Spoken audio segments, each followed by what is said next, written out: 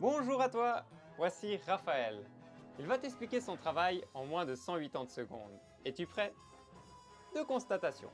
En formation, les cours sont très théoriques et il manque des mises en situation réelles pour les étudiants, ce qui peut générer un certain ennui.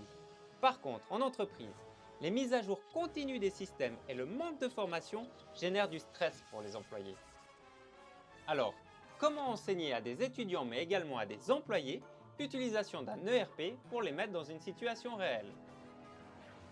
Un quoi? Un ERP. C'est un outil qui permet de gérer les ressources d'une entreprise. Des idées pour mettre les participants dans une situation réelle? Une solution se trouve dans les jeux vidéo. Mais quel jeu peut permettre à une personne d'analyser le marché, fabriquer les bons produits et acquérir les connaissances nécessaires pour l'utilisation d'un ERP? Simplement, un jeu qui plongerait les joueurs dans une situation de vie réelle qui fait sens à leurs yeux. La gestion d'une entreprise.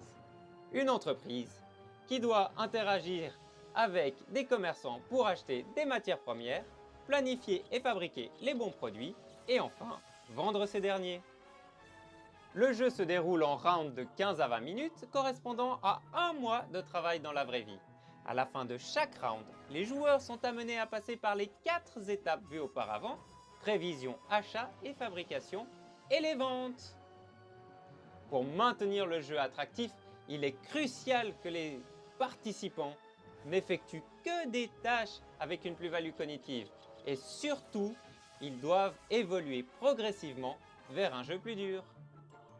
Certaines tâches sont donc naturellement laissées à la charge du simulateur, ici représenté par un petit ordinateur rouge. Dans le jeu réalisé, les participants jouent sur l'interface de l'ERP Odoo et interagissent avec un marché monopolistique, puis progressivement dans un marché concurrentiel.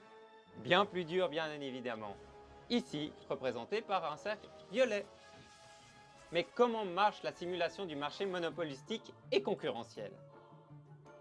C'est très simple. Les produits sont classés selon une formule mathématique, puis le marché est simulé par une autre formule mathématique. Voici les formules qui ont été utilisées dans le travail. Ta réaction ne se fait pas attendre, et je m'en doutais. Si tu n'as pas compris les formules, ce n'est pas grave, car le plus important, c'est que cela fonctionne.